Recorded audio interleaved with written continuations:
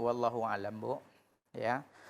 Menurut para ulama, dan saya sampaikan tadi pendapat tadi Imam Syekhul Islam Ibnu Taimiyah dan Syekhul Islam Ats-Tsani Ibnu Qayyim, mereka menjelaskan bahwasanya tidak ada dalil, ya, baik dari Al-Qur'an ataupun dari sunnah, ya, yang menjelaskan adanya bacaan-bacaan khusus sebelum takbir.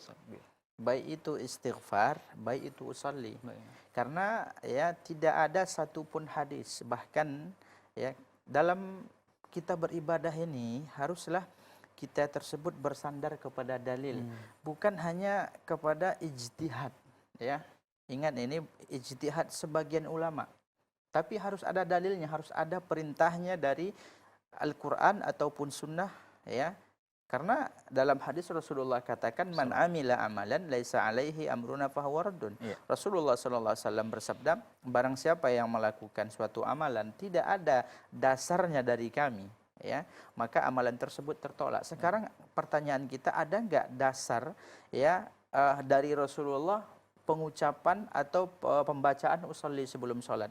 Dikatakan oleh Syekhul Islam Ibnu Taimiyah dan Ibnu Qayyim, tidak ada dari Rasulullah dan dari sahabat Rasulullah, dan tidak ada juga dari tabi'in, dan juga tidak ada dari ulama yang empat. Akan tetapi itu kesalahpahaman sebagian orang dari ucapan Imam Syafi'i. Imam Syafi'i mengatakan, ya, sholat itu tidak sama dengan puasa, yang dia tersebut dimulai dengan zikir.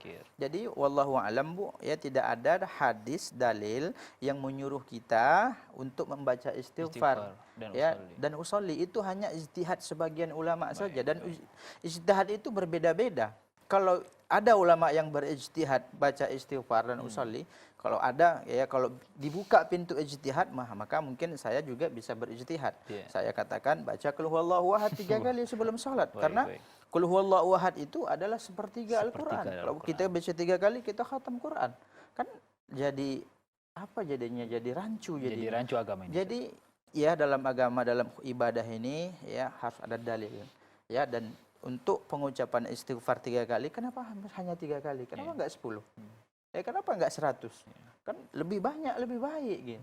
Jadi kalau hanya segitu saja, daripada lebih baik itu tidak bisa dijadikan sebagai dalil. Jadi harus ada dalil yang konkret, yang sahih dan sharih untuk pengamalannya. Wallahu a'lam. Baik, jazakumullahu khairan. Dan itu